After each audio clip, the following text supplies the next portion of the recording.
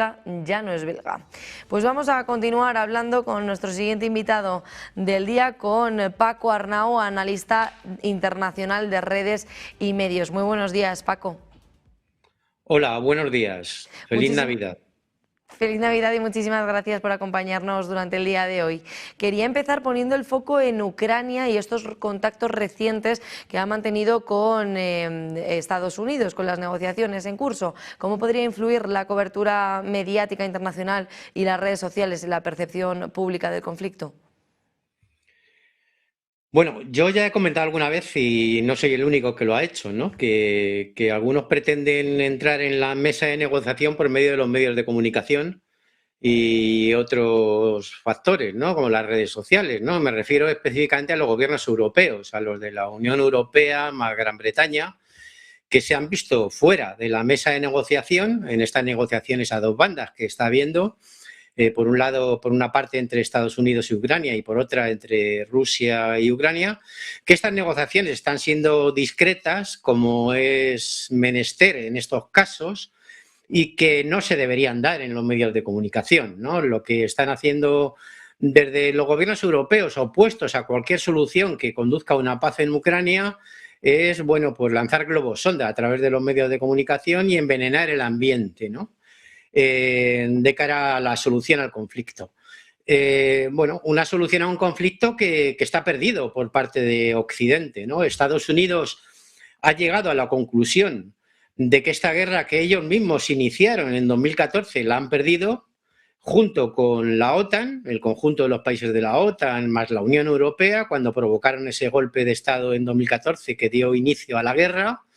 Y bueno, pues están intentando, en el caso de la administración Trump, salvar los papeles, es decir, porque saben que el tiempo corre, el reloj corre en contra, ¿no? de Estados Unidos y de la Unión Europea. Es decir, a medida que se alargue el proceso de solución del conflicto, los avances de Rusia en el frente de batalla pues se van a seguir produciendo, ¿no? Y en la medida de que se aplace esa negociación, pues bueno, ya lo dijo Lavrov, ¿no? Que en primeras negociaciones que incumplieron los acuerdos, ¿no? Como los de Minsk y los de Bielorrusia en 2022, al principio de la intervención rusa, se habló de 4 regiones, pero esta vez, bueno, como sigan así, sin desbloquear el asunto de dar una solución al conflicto por parte de la parte occidental y el gobierno o el régimen de Kiev, pues en las próximas negociaciones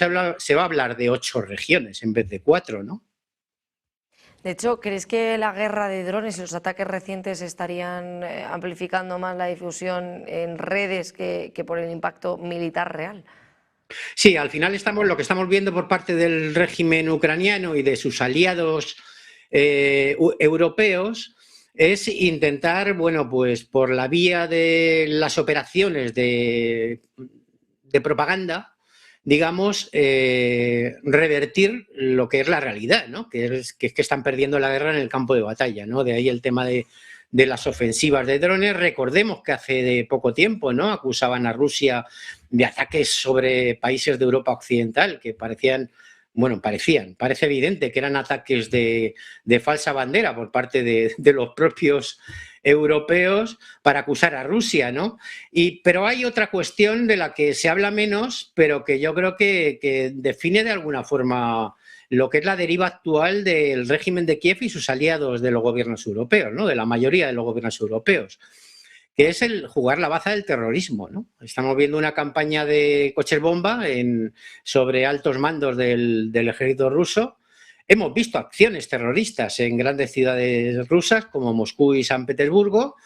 Y claro, a medida que pierden la guerra en el campo de batalla, pues están jugando también la baza del terrorismo, ¿no? De esto poco se habla, ¿no? Porque claro, ahí sí que no les interesa que la opinión pública occidental y europea esté viendo que al final estamos en manos de gente que usa el terrorismo, ¿no? Como instrumento geopolítico, ¿no?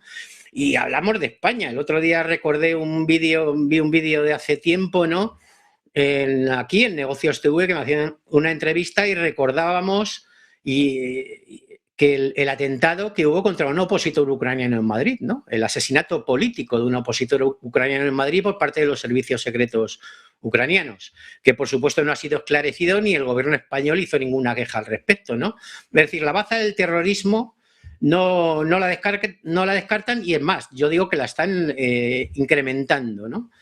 Y bueno, pues esto es una deriva que no lleva a ningún lado, ¿no? Porque al final con esas tácticas no van a conseguir la contumacia de los hechos, ¿no? Que es que en el frente del Donbass, que es el frente principal de la guerra, Ucrania no para de perder territorio y están perdiendo además bastiones estratégicos que estuvieron fortificando desde el principio de la guerra durante una década, ¿no? El caso de Prokopsk y otros, ¿no? Y que eso puede incidir en que Rusia tenga vía libre, ¿no? Para avanzar de forma mucho más rápida, ¿no? Es decir, que esta guerra de desgaste que se plantearon por parte del régimen de Kiev contra Rusia para derrotar a Rusia en el campo de batalla, pues al final ha sido un tiro por la culata, ¿no? Ha ido en su contra. Poniendo el foco ya en lo que acaba de ocurrir con el Estado Islámico en Nigeria, Estados Unidos ha atacado, ¿cómo crees que se reflejan estas operaciones en la narrativa global de lucha contra el terrorismo también y contra pues esta situación con intervenciones militares? Bueno, he citado antes que los europeos, los aliados europeos y el régimen de Kiev están recubriendo al terrorismo como baza en el conflicto ucraniano a medida que pierden la guerra. Y estamos viendo también cómo Estados Unidos recurre a la baza del ISIS, ¿no? Este oscuro entramado de ISIS, Al-Qaeda, no olvidemos, es una creación de Estados Unidos. Allá por finales de los 70, principios de los 80, frente a la Unión Soviética durante la guerra de Afganistán, la primera guerra de Afganistán. Y bueno, pues es un peón estratégico por parte de Estados Unidos y Occidente de quita y pon, ¿no? Y que les viene muy bien de vez en cuando. Les vino muy bien en el caso de Siria para derrocar al gobierno legítimo, al mismo tiempo que decían atacar al ISIS, estaban fomentando que las milicias de Al-Qaeda y el ISIS al final alcanzaran el poder en Damasco.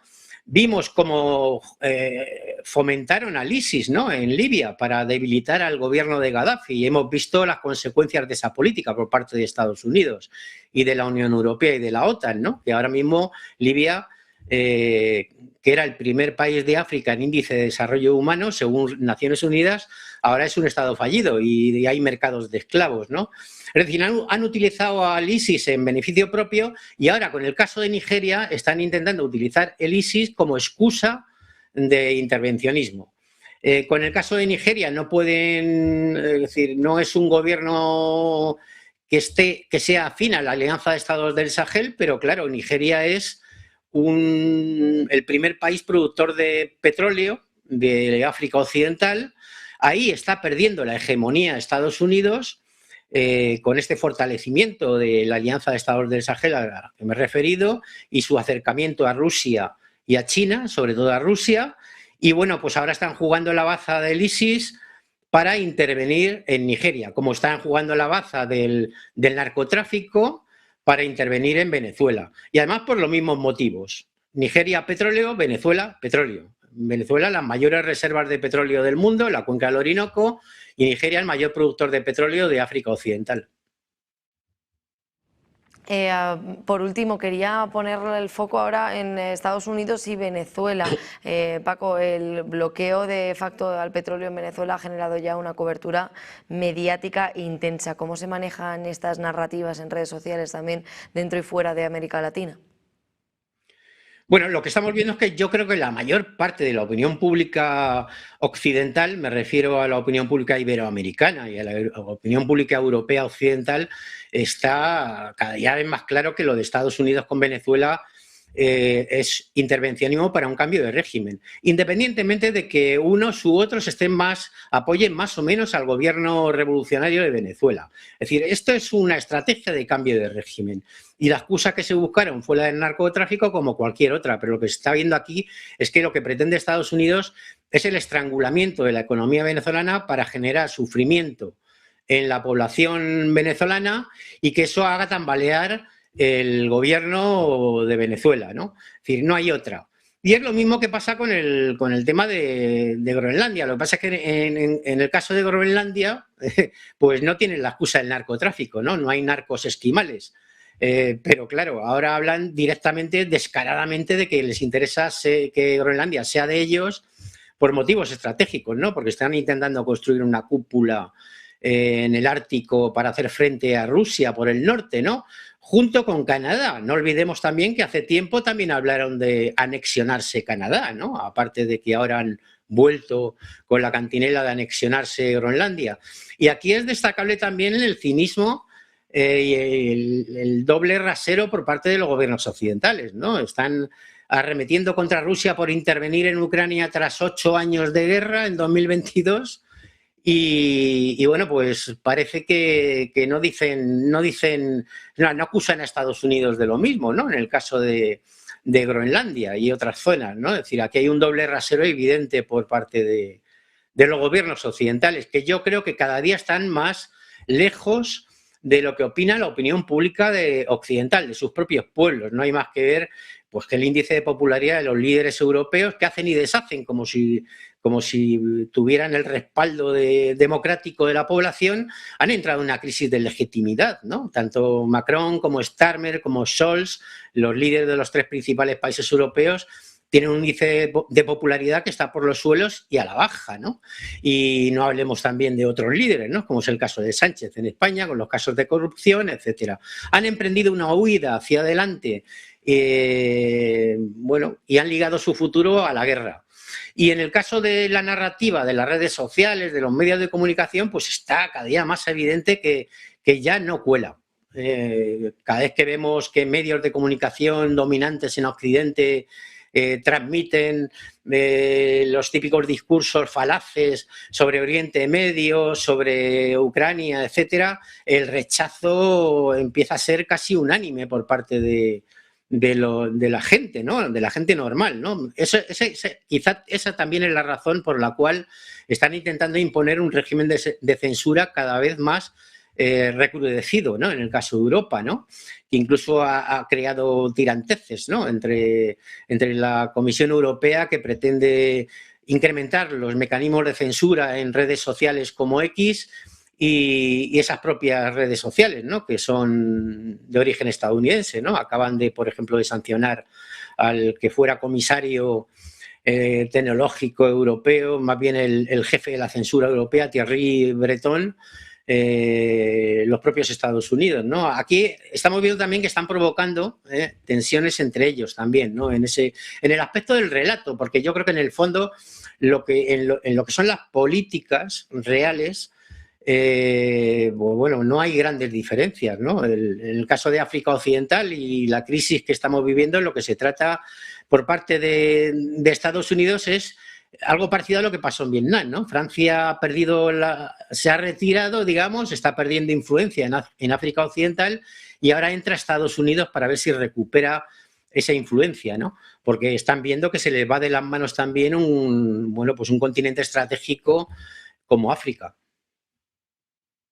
Pues, Paco, veremos a ver qué es lo que ocurre y de qué manera escalan o si se empiezan a destensar estas tensiones con Estados Unidos. Paco Arnau, analista internacional de redes y medios, muchísimas gracias por estar con nosotros en este Business Connection durante el día de hoy en Negocios. Que tengas muy buen resto del día y feliz Navidad. Igualmente, felices fiestas, feliz Navidad. Pues nosotros que vamos a poner el foco en una información de última hora, y es que las fuerzas del Cuerpo de la Guardia Revolucionaria Islámica de Irán han anunciado este miércoles que interceptaron y se hicieron con el control de un petrolero en el Golfo Pérsico. Ha sido acusado de transportar millones de litros de combustible de contrabando. El operativo se llevó a cabo cuando el buque intentaba abandonar las aguas territoriales iraníes, según han informado los medios estatales. Las autoridades indicaron que la embarcación llevaba unos 4 millones de litros de combustible de contrabando y 16 tripulantes no iraníes que fueron